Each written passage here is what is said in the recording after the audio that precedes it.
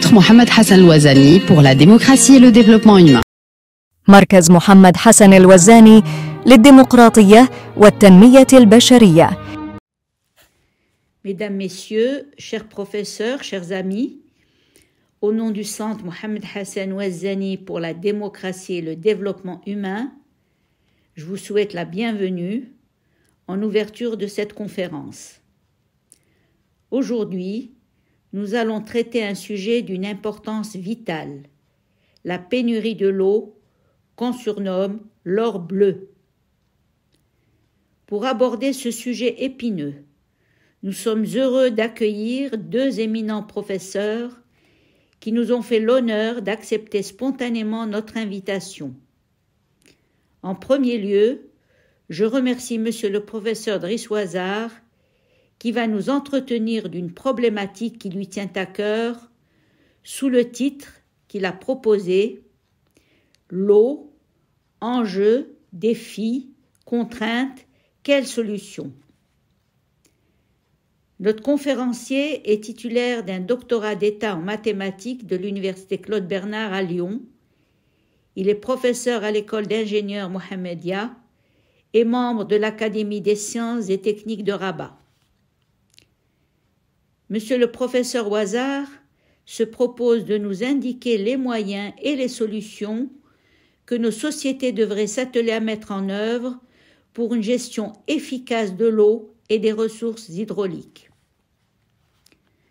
De nombreux indicateurs montrent l'urgence qu'il y a à prendre des mesures exigeantes et novatrices pour la sauvegarde et l'utilisation de l'eau.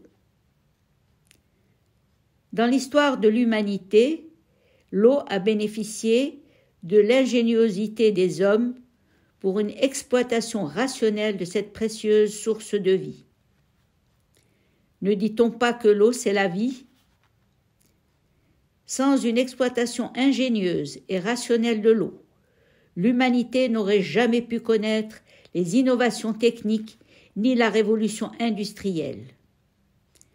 Même au niveau le plus haut des acquis technologiques que représente l'énergie nucléaire, sans eau abondante à disposition, les centrales nucléaires ne peuvent pas fonctionner. Mais il y a bien d'autres enjeux dont notre conférencier se propose de nous exposer. En deuxième lieu, mes vifs remerciements s'adressent également à Monsieur le professeur Hassan El-Amré, docteur d'État en mathématiques de l'Université Claude Bernard à Lyon et professeur de mathématiques dans l'enseignement supérieur à Casablanca, qui a accepté de présider et de modérer la séance. Le professeur El-Amré nous a fait l'honneur de présenter en décembre 2019 une conférence passionnante sur Histoire des mathématiques et leurs interactions avec les autres sciences. Il nous avait parlé de la force des mathématiques et de l'importance d'y intéresser les jeunes. Tout en étant professeur de l'enseignement supérieur à Casablanca, il n'hésite pas à aller parler aux lycéens à travers le pays pour les sensibiliser aux études des mathématiques. Je tiens à le féliciter pour cet engagement et ses efforts pour éveiller notre jeunesse à l'esprit scientifique. Puis-je vous faire part d'un intérêt particulier pour notre centre à évoquer la question de l'eau. En effet, c'est bien autour de la question du contrôle et du partage de l'eau dans la région de Meknès que mon vénéré père, Mohamed Hassan El-Ouazzani, alors jeune militant nationaliste, a connu une épreuve qui a marqué toute sa vie. Il a été un des meneurs les plus en vue, selon les témoins et la presse de l'époque, du mouvement de protestation des habitants de Meknès contre l'exploitation et le détournement de l'Oued Boufkran au profit des domaines agricoles des colons étrangers. Ce mouvement de protestation, qui avait embrasé la ville et la région à la grande surprise des autorités du protectorat, a été durement réprimé. Mon père, ainsi que d'autres meneurs ont été arrêtés. La sanction contre Mohamed Hassan Ouazzani a été particulièrement sévère. Il a été condamné en novembre 1937 à l'exil, d'abord au Sahara, dans des conditions de vie très rudimentaires, puis dans divers lieux de détention, avant d'être interné à Idzer, dans la région de Midelt. Autrement dit, son intervention aux côtés des protestataires de Meknès en été 1937 pour l'accès équitable aux ressources d'un cours d'eau lui a valu un exil et des privations pour presque une dizaine d'années, puisqu'il ne sera libéré qu'en juin 1946. C'est dire que son engagement pour une population qui réclamait la justice dans la gestion de l'eau a profondément marqué sa vie. Cet événement l'a renforcé pour mener son combat acharné pour que le Maroc soumis retrouve sa souveraineté et ses libertés. Je tenais à vous faire part de ce témoignage parfaitement documenté dans les mémoires et dans les écrits de Mohamed Hassan Ouazzani. Avant de donner la parole au professeur Ouazar, je vous propose de vous faire part de quelques estimations concernant la situation hydrique critique au Maroc et aussi dans le monde. La situation hydrique au Maroc est symptomatique d'une pénurie d'eau douce en passe de devenir une urgence mondiale. L'UNESCO rapporte qu'environ 700 millions de personnes dans le monde n'ont pas accès à une eau saine depuis 2016. Si la planète est composée de 70% d'eau, seulement 0,7% sont accessibles à l'homme. En plus, 85% de la population mondiale habite la partie la plus aride de la planète. Chaque minute, 5 personnes meurent dans le monde parce qu'elles n'ont pas accès à l'eau potable. Par ailleurs, l'ONU considère que d'ici 2030, la demande en eau aura dépassé de 40% la production globale. Ce nouvel or bleu apparaît comme un enjeu environnemental majeur, a fortiori dans les pays d'Afrique subsaharienne et d'Afrique du Nord. Les prévisions pour le Maroc estiment ainsi à 80% la perte de ses ressources en eau dans les 25 prochaines années. Le World Resources Institute indique que le Maroc atteindra un niveau de stress hydrique extrêmement élevé d'ici 2040.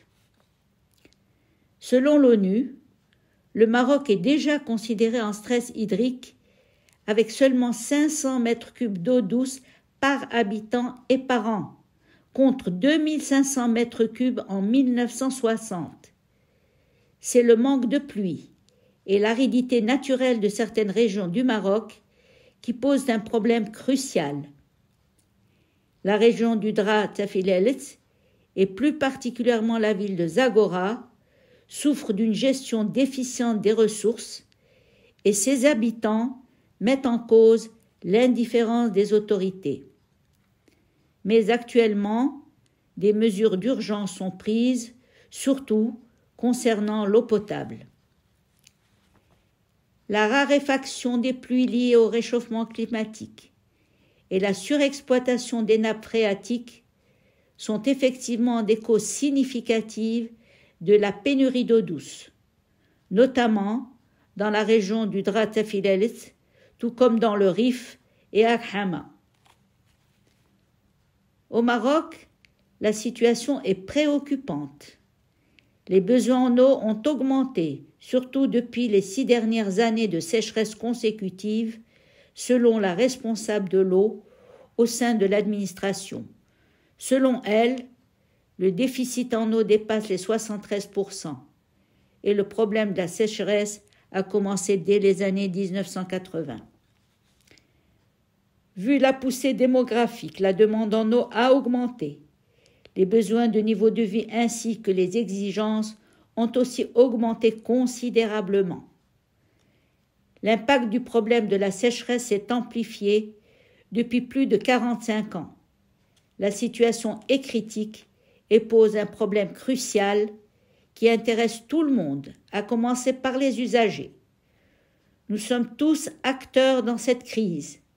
C'est à nous d'en parler pour accompagner le développement socio-économique de notre pays.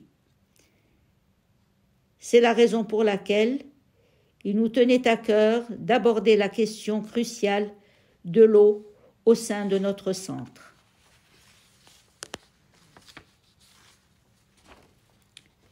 Pour une actualisation de cet enjeu, je vous recommande le livre blanc pour les ressources en eau au Maroc, intitulé « Pour une gestion durable assurant la sécurité hydrique du pays », publié en octobre 2022 par un groupe d'experts.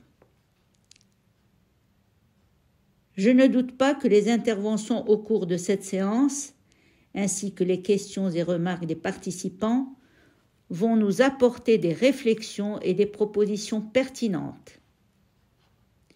Je tiens encore une fois à remercier tous les intervenants et les participants au nom de notre centre, créé en hommage à mon très cher père, pour qu'il soit un lieu de débat libre et constructif.